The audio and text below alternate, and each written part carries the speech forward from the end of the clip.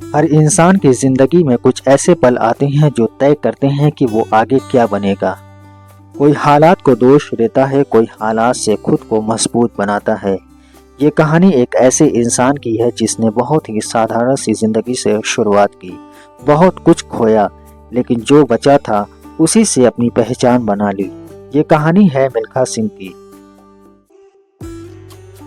1935 में British India के एक छोटे से गांव गोविंदपुर में मिल्खा सिंह का जन्म हुआ। घर में ज्यादा साधन नहीं थे, पर काम की कमी नहीं थी। बचपन खेतों में काम करते, पानी भरते, लंबी दूरी पैदल चलते हुए बीता। यही वजह थी कि उनका शरीर बचपन से मेहनत करने का आदी हो गया था। स्कूल ज्यादा नहीं जा पाए, लेकिन उन्हें जिंदगी ने बहुत कुछ सिखाया था। 1947 में देश का बंटवारा हुआ। इस एक घटना ने मिल्खा सिंह की पूरी दुनिया बदल दी। घर छूट गया, परिवार बिखर गया और बचपन अचानक खत्म हो गया। वे भारत पहुंचे, लेकिन यहाँ सब कुछ नया था, लोग, जगह और जिंदगी। भारत में शुरुआती साल आसान नहीं थे। कभी शरणार्थी कैंप, कभी स्टेशन, कभी खुले मैदान। खाने के लिए, रहने के लिए और काम करने के लिए हर चीज में उन्हें संघर्ष करना पड़ता था। इन्हीं हालात में वे कुछ समय के लिए गलत संगत में भी चले गए, लेकिन उन्हें अंदर से लगता था ये मेरी जगह नहीं है। मिल्खा सिंह ने तय किया कि उन्हें अनुशासन चाहिए। उन्होंने भारतीय सेना में भर्ती होने के लिए आवेदन किया। 3 बार असफल हुए। हर बार रिजेक्शन के बाद उन्हें निराशा हुई, लेकिन उन्होंने कभी भी कोशिश करना नहीं छोड़ा। चौथी बार उन्हें मौका मिला और उन्होंने सेना ज्वाइन की। सेना ने उन्हें सिर्फ काम नहीं दिया, बल्कि एक नई दिशा दी थी। सेना में रोजाना कठिन ट्रेनिंग, लंबी दौड़, कसरत, समय का अनुशासन। यही पहली बार लोगों ने नोटिस किया कि मिल्खा सिंह दौड़ में सबसे आगे रहते थे। उनके लिए दौड़ कोई सजा नहीं, बल्कि एक ताकत बन चुकी थी। 1955 में मिल्खा सिंह ने पहली बार नेशनल प्रतियोगिता में हिस्सा लिया। हर रेस जीत नहीं पाए, लेकिन अनुभव बढ़ता गया। अब उनका लक्ष्य साफ था, भारत के लिए अंतर्राष्ट्रीय स्तर पर दौड़ना। और 1 साल बाद 1956 में मेलबर्न ओलंपिक में वो बहुत अच्छा प्रदर्शन तो नहीं कर पाए, लेकिन उन्होंने ये अनुभव किया कि उनकी कमजोरियां क्या है। उन्होंने अपनी कमजोरियों पे काम करना तय किया और उन्होंने ये तय किया कि अब ट्रेनिंग से कोई समझौता नहीं।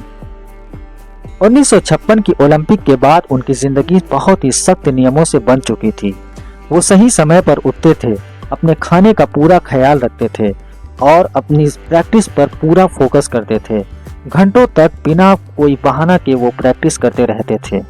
और 1958 में एशियन गेम्स और कॉमनवेल्थ गेम्स में उन्होंने गोल्ड मेडल जीतकर भारत को एक नया हीरो दिया। वे पहले भारतीय बने जिन्होंने ट्रैक इवेंट में कॉमनवेल्थ गोल्ड जीता था।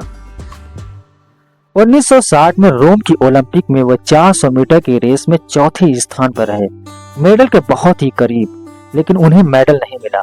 और इस रेस ने उन्हें सिखाया कि जिंदगी में फोकस कितना ज्यादा इम्पोर्टेंट होता है। 1960 में ही पाकिस्तान में एक ऐतिहासिक रेस हुई। उसी साल वे पाकिस्तान गए, जहां से उनकी जिंदगी शुरू हुई थी। उन्होंने रेस जीती और उन्हें एक नाम मिला, द फ्लाइंग सिख। यह सिर्फ एक रेस नहीं थी, यह उनके जीवन का पूरा चक्र था। 1962 में मिल्खा सिंह ने एशियन गेम्स में 2 गोल्ड मेडल जीते। अब वे अपने दौर के सबसे सम्मानित एथलीट बन चुके थे। 1962 मिल्खा सिंह की जिंदगी का गोल्डन पीरियड था।